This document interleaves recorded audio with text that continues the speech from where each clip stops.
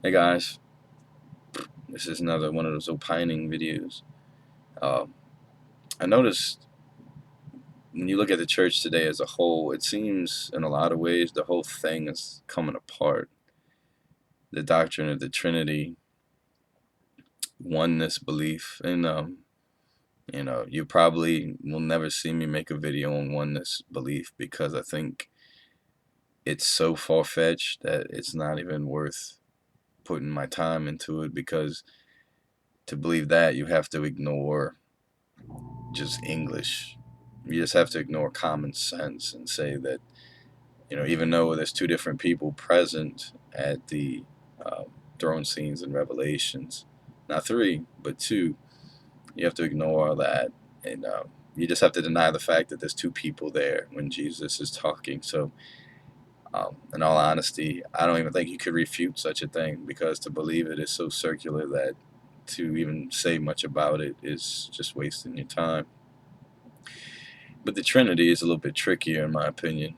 It weaves in and out, and you'll see this left and right. Their arguments change. They will use one argument one way and then drop it the next day. It's inconsistent, and that's one thing I set out to do was to harmonize the scriptures. I wanted to have standard definitions for everything because I think that's the only way we can honestly communicate ideas. Um, I can't say God and have it have 6 or 7 different definitions, and then you say God and it only has one. I don't think that's a fair way to even discuss a thing as a human being. But the church as a whole, you look at the was Edward Fudge guy. He wrote that book, The Fire That Consumes. So here you got a guy who's a Trinitarian, but the hell doctrine apparently in his mind is falling apart. And you're seeing it now. You got this thing, the emergent church, universalism is on the rise. Um, and then you look at, like I said, Fudge's book. And I watched actually one of his lectures, and he says, "Oh, not to be confused with a Unitarian." He points out people like, "Oh, don't be a non-Trinitarian," but hell yeah, that's a joke. It just seems like people are willing to go so far, and they'll give up doctrine after doctrine. I'd be willing to bet that many of the people that watch this video, if you are a Trinitarian, you are a heretic and don't know it. A lot of people don't even understand the Trinity. They couldn't explain it if you asked them to. And then they hold these other beliefs, like if you don't believe in hell. I saw a Mark the Scroll video where he was talking about that, and he said, "You're not even in the same country. If you're in the same state, I can talk to you, but you're not in the same country." Um, these are self-appointed people.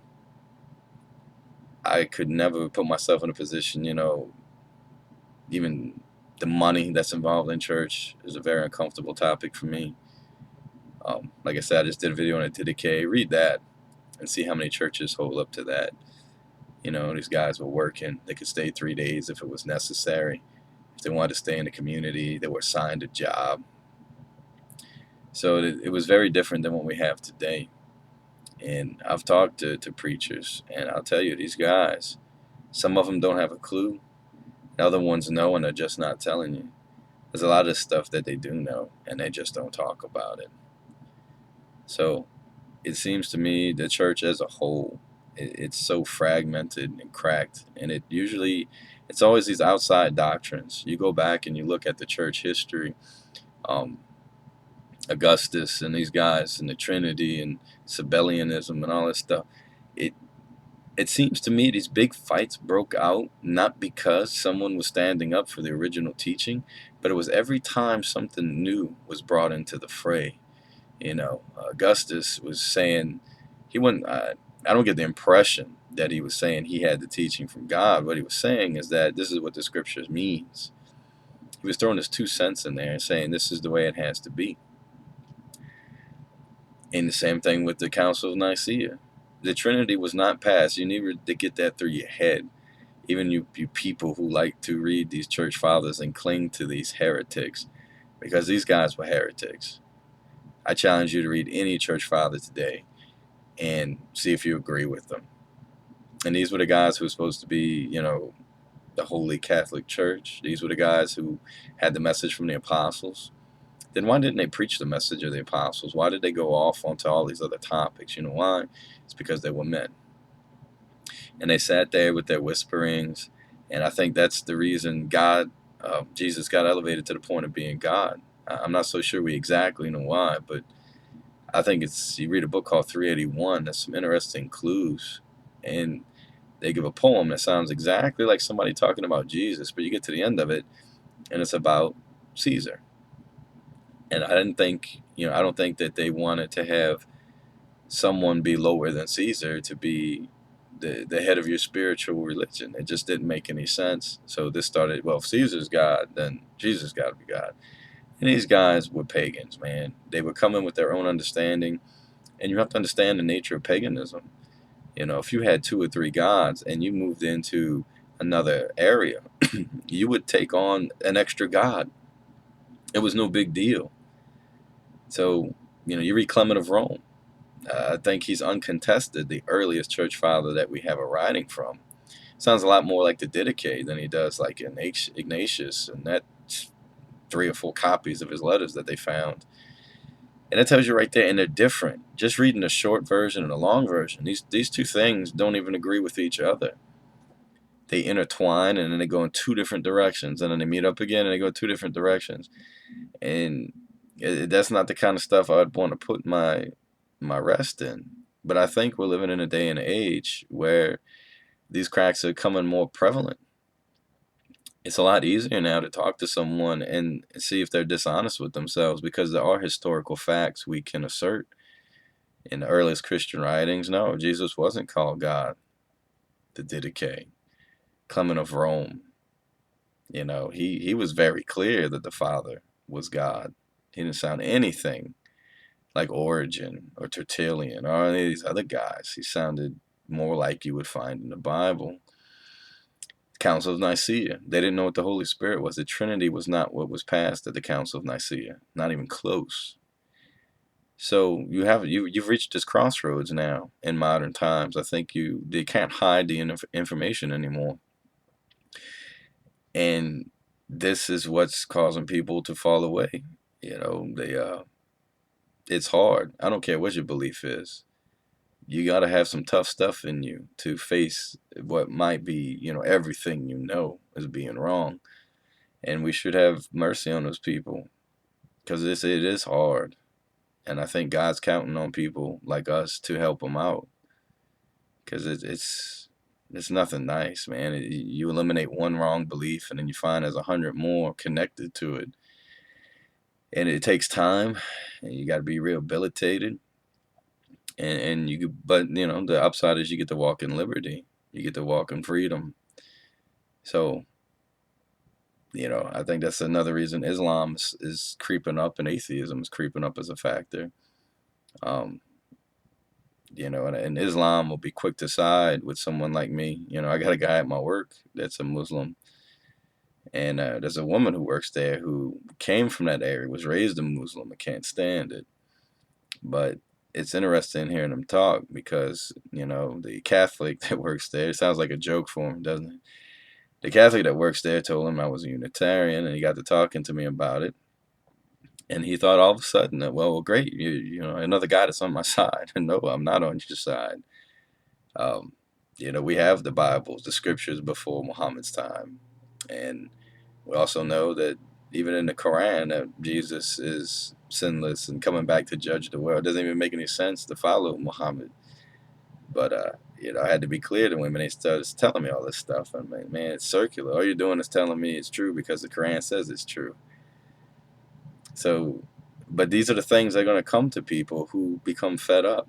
Now, 90% of people are just going to sleep through this. They're going to go to church. They don't read their Bibles. They don't do anything. And I don't think reading the Bible is going to save you per se. But you should be going after the Spirit. I mean, you should be out and about, practicing righteousness, trying to make a difference and do what's right. And these people just don't care. I've talked to a lot of people that literally just don't care. You can 100% show them something that they believe and that it's wrong. They just default to the other 999 beliefs that they have, and they literally don't care and it doesn't nothing I can do about it. I just keep doing what I do. But all this seems like it's just becoming more and more fragile. You got your oneness, your tongue speakers, your non-tongue speakers, your healers, non-healers, and I don't see this ending well. Um, yeah, I don't see how it can. I mean, we are such a wreck right now as a people, and it always starts in history. You look back, and there's some new thing introduced, and there's a split instantly. The church splits in half. Trinitarianism starts to come on the scene, the church splits. Bellinism comes on the scene, the church splits. Eastern Orthodoxy, Western Orthodoxy, the church splits. And it just keeps going on down history, and then people start their own religions, and Joseph Smith and his bunch. And I just don't get it. And I think there's so few people now that just will read the Bible and try to practice what it says. I don't think this is what was intended to be, but I think it's what he said. I think the church was going to fall away, and it took 200 years at the most. So I don't know. You just notice that all these doctrines are falling apart, and it's the poor kids who are going to pay the price for this. They're absolutely going to pay the price because they're going to colleges, they're going away and going to seminaries, and it amazes me that these guys go into seminary and they believe what the exact same thing they did when they went in. So you got apostolic people and Trinitarians going to the same seminary. That's not a possibility. It's like I saw a debate between Michael Brown and James White about Calvinism and Arminianism. They talk about what brothers they are, and that this is an in-house debate. How is it an in-house debate? I mean, it doesn't even make any sense, because if the Arminianist is right and Calvinism is wrong, then you're spreading another gospel, another message that you may not have a choice, because quite frankly, hyper Calvinism is the only Calvinism that makes sense. And that's the end of the discussion. There's so many variables involved. And, if the Calvinist is right, then the Arminian can't help being wrong, right? So what's the point? There's not even a point to having a Calvinist debate, because if it's true or untrue, both result in nonsense, complete nonsense. So, drop the isms. Get away from the isms, man. Drop them from your name. I'll put it out there that I am a Unitarian, and you can say Unitarianism type belief, but it's just to separate myself when I'm in a discussion with somebody. It's not something I walk around claiming. It's not important to me. You can call me what you want. It doesn't even matter. But just drop the stuff, man. Just read the scriptures, pray, and keep your eyes open for people and things that explain to you what you were looking for. Because he sends us to help each other. He definitely does. So drop the isms, get past the garbage. Don't be afraid of men. Don't be afraid of churches. Don't be afraid of preachers who are some of the, man, there's good preachers out there. I know there is, but there's a lot of them are just some of the coldest people I've ever met in my life. And to even disagree with them is just, they can't have it. And to me, that's not a tempered spirit. That's not a spirit of wisdom. That's not somebody who's working out the truth. Because last time I checked, none of us are apostles. None of us, we take these titles in some of these churches. We're apostles, we're prophetess and prophets. And it just goes on and on and on and on. Drop the stupid stuff and just walk. Just quit it. I mean, I don't know what else to say. Just quit the crap, man. It's all about men. I've never seen people translate the Bible in a way that takes power from them. It's always going to give them power. And that should tell you something right there. If the scripture should do anything, is it should strip you of your false humanity and help you develop a real humanity. And all these titles that really mean servants, they've translated into words like bishops, that later got put into words like magisterium. It's all garbage. Strip yourself of this ego and just walk, man. Just walk. Trust me, you'll be much better for the wear when it's all said and done, and you'll be able to make a difference. I'd much rather spend my days witnessing the true love of Christ and living the best example I can in my day-to-day life than getting caught up in these stupid titles that mean nothing. You know, I'd renounce everything I believe just to be able to walk. I don't need a title. I don't need a name. None of it's important. And I think when you get a grasp of that, you'll be much better off. God bless.